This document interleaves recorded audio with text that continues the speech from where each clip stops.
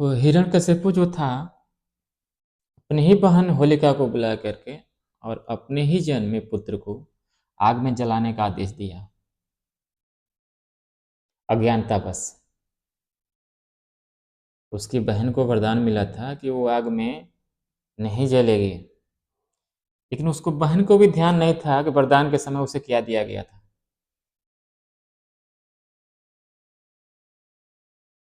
जब तुम किसी गलत कारणों के कारण किसी को जलाने का प्रयास करोगी, तो तुम खुद जल जाओगी। इस बात का उसके भी ध्यान नहीं था, जिस तरह से हिरण्यकश्यप को ध्यान नहीं था कि जिससे वो घृणा कर रहा है वो वास्तविक सत्य है।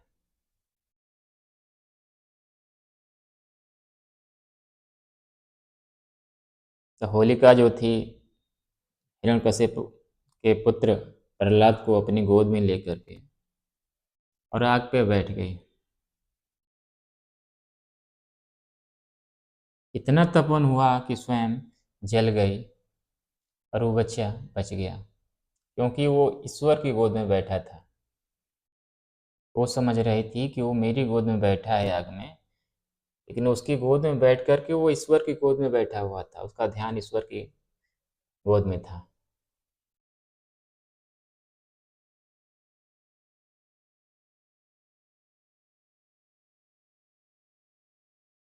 आगे चल के उसी के नाम पे होलिका दहन मानव समाज करता है, फिर भी सीख नहीं लेता है कि वो होलिका दहन कराया गया था। जब हम दूसरे को जलाने चलेंगे तो खुद जल जाएंगे। दूसरे को चोर कहेंगे तो कहीं हम भी चोर न बन जाएं। उस चोर को समझाने का प्रयास करना चाहिए, उसको आरोपित करके उसे तुरंत दंड देने का प्रयास नहीं करना चाहिए। पहले सिद्ध करना चाहिए कि वो चोर सही है या नहीं। बिना सिद्ध किए, बिना जानकारी का किसी का विरोध करेंगे आप, तो आपके साथ भी वैसी ही घटना होगी। इस कहानी के माध्यम से हम इतना ही बताना चाहते हैं,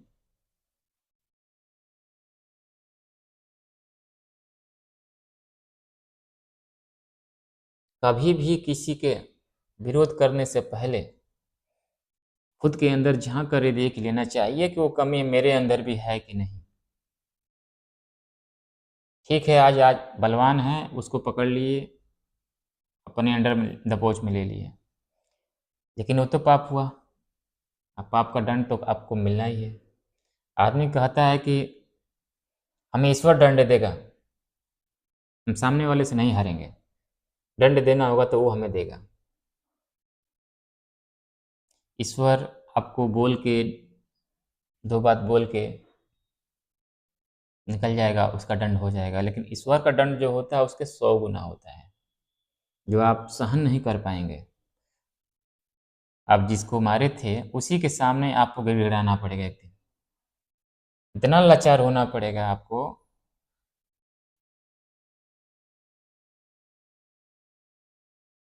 कि पूरी समाज देखकर आपके ऊपर हंसी उड़ाएगी।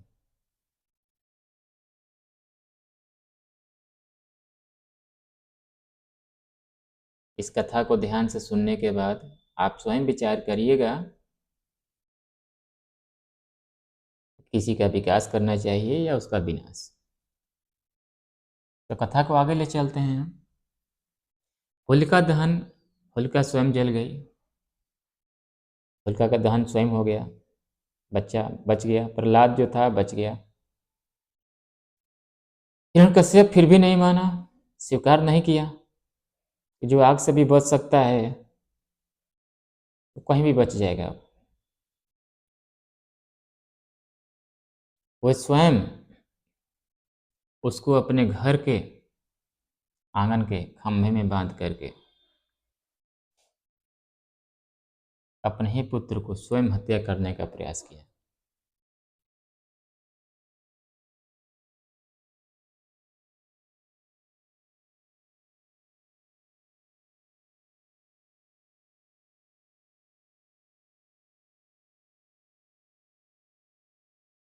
उस समय भगवान विष्णु नरसिंह अवतार में, जो उनका एक अवतार भी माना जाता है, उस पुराण में उनके अवतार भी माने जाते हैं। नरसिंह अवतार, प्रश्न हो सकता है कि नरसिंह अवतार भगवान किस पुराण में लिए थे, किस पुराण में लिए थे? तो आपका जवाब होना चाहिए कि विष्णु पुराण में। तो नरसिंह अवतार लिए थे विष्णु भगवान। जबकि हिरण्यकश्यप को वरदान था कि न वो अंदर मारा जा सकता है न भीतर, न पानी में न जमीन पे।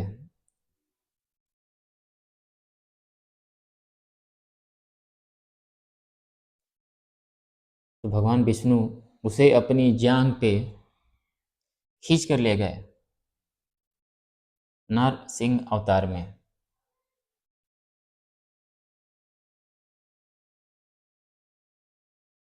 अपनी जांघ पर, न बाहर न भीतर, चौखट पे, न घर से बाहर न घर से घर के अंदर।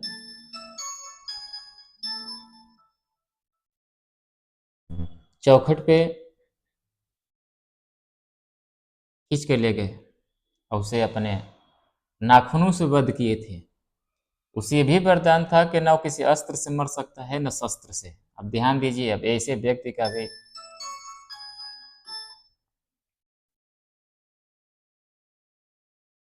उसको वरदान ये भी मिला था कि न अस्त्र से मरेगा न शस्त्र से, न किसी जानवर से मरेगा न मनुष्य से। बताइए उसको कैसी समस्या सामने थी। तो उसे ले जा करके चौखट पे मारे, वो भी अपनी जांग पे नाखून के द्वारा फाड़े।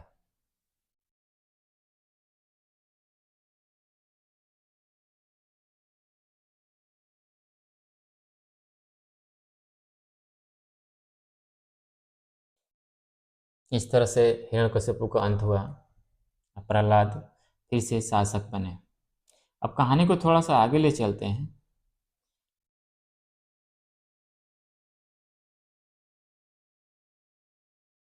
इसमें यह भी बताया गया है कि प्रहलाद अपने पुत्र को ही दोषी ठहराए थे कन्याहरण में।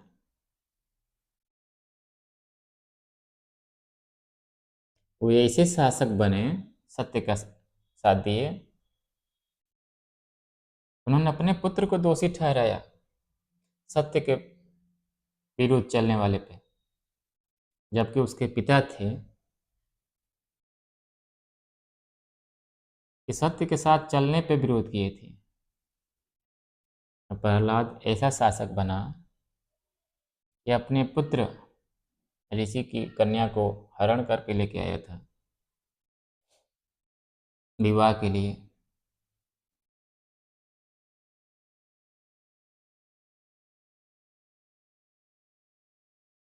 अपने पुत्र को ही दंडित किए सत्य के खिलाफ चलने पे, सत्य के खिलाफ चलने पे दंडित किए, उसका साथ नहीं दिए।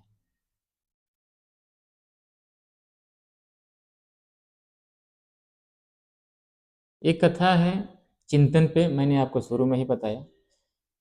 विष्णु पुराण की पूरी कथा व्यक्ति को चिंतन करने पे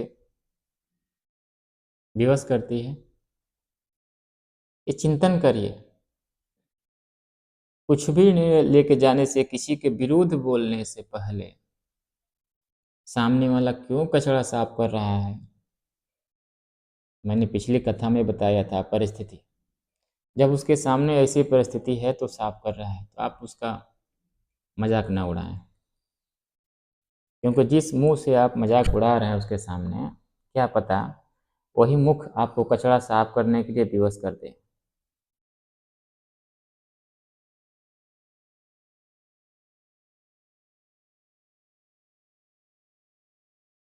तो चिंतन करिए,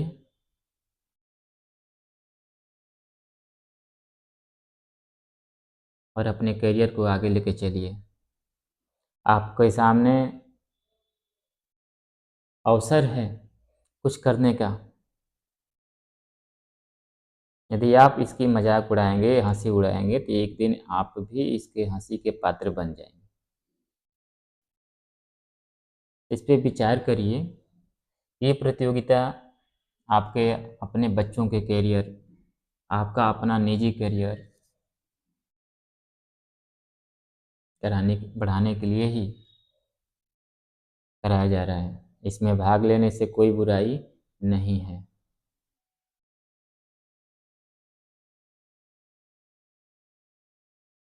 यदि भाग नहीं ले सकते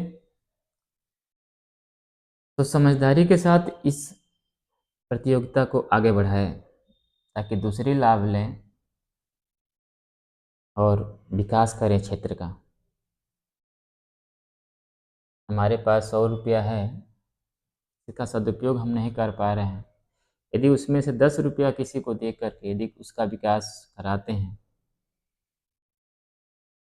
ये भी हो सकता है कोई विकास करने के बाद आपको ना पूछे, लेकिन वो जहाँ भी विकास करेगा उस पैसे का, उस पोस्ट का जहाँ भी सदुपयोग करेगा और उसका दुरुपयोग करेगा तो दंड तो उसे मिलना निर्धारित है। लेकिन सदुपयोग करता है तो उस क्षेत्र का विकास वो जरूर कर देगा, चाहे उस क्षेत्र में कोई भी रह रहा हो। यदि आप अपना 10 रुपया निजी स्वार्थ के लिए दे करके समझ रहे हैं कि नहीं मेरा ही विकास करेगा, तो ये आपकी गलत भूल है। उस 10 रुपया को लेकर के यदि वो आगे बढ़ता है और आपका विकास न करते हुए कहीं जाके विकास दूसरी जगह करता है, तो वहाँ के भी नागरिक जो होंगे उनका भी विकास होगा। जब उनका विकास होगा तो उसका फल आपको भी मिलेगा, कहीं दूसरी जगह से, दूसरे रूप में। और आपके बच्चे का भी विकास होगा।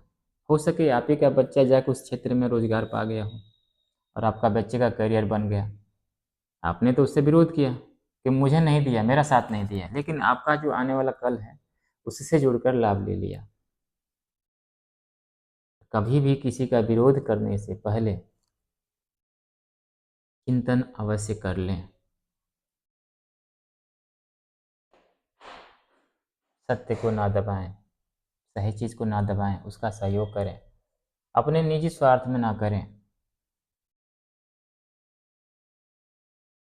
इस समय का समाज यही कह रहा है कि जनहित मत करो, लेकिन आज भी बिना जनहित का समाज नहीं है। कोई ना कोई जरूर कर रहा है, किसी न किसी की सोच जरूर कहीं ना कहीं छुपी है। 100 में से 2-4 ही ऐसे व्यक्ति हैं जो सबको संभाले हुए हैं। हर व्यक्ति तो अपने लिए ही जी रहा है, अपना बेटा, अपने बच्चे, लेकिन ये नहीं पता कि वो बच्चा जाकर विकास कहाँ करेगा, किस क्षेत्र में करेगा। यदि उस क्षेत्र का विकास नहीं हुआ है पहले से, तो आपका बेटा जाकर वहाँ विकास कर पाएगा? आप विकास कर पाएंगे? यदि आपके सामने नाला ना बन के गया हो तो आप अपने पानी कहाँ गिराएंगे, किधर का सहारा लेंगे? घर में गड्ढा खोदेंगे? अब आप सोच रहे हैं कि नहीं मेरे घर का नाली जाकर डायरेक्ट उसमें गिरे, उतना तो आप भी कर सकते हैं, तो हम भी कर सकते हैं। जब आपको रास्ता है तो आप वहाँ तक तो अपनी नाली लेके जा ही सकते हैं। निजी हित में ऐसा ना करें कि दूसरे को दोषी ठहरा दें, अपने सत्य बन जाएं। वही आपके लिए अपराध होगा और भविष्य में उसका दंड आपको कहीं और मिल जाएगा और कई गुना मिल जाएगा।